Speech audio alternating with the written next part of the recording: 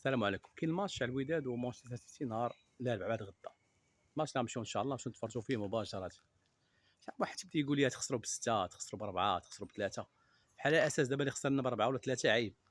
لا مع السيتي راه عادي تخسر، راه اتلتيكو البارح خسروا هزوه مع باريس سان جيرمان خسروا باربعه. دابا اتلتيكو راه كيلعبوا مع مدريد وفرقه كتلعب ديما الادوار الاولى في الشامبيونز ليغ، راه خسروا باربعه. كتلعب مع نيفو كبر منك، حنا راه ما لاعبينش مع فرقه صغيره في السوان ما تلعبها تقول في راسك خسرتي غتبقى نحشمو. وراه لعبنا، راه الوداد اللي خسرت، ربحنا راه الوداد اللي ربحت. حنا سيدي كما كنمثلوا لا المغرب لا والو. ولكن حنا اللي خسرنا غنولوا مشوهينكم، ربحنا كنمثلوا راسنا. وشحال ديال التناقض.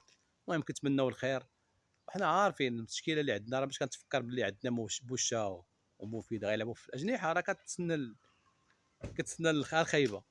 ولكن الكره ما كنتيقوش فيها. ولكن الخسران راه 90% راه خاسرين، حنا راه لاعبين مع السيتي، راه ماشي اي فرقه. السلام عليكم ورحمه الله.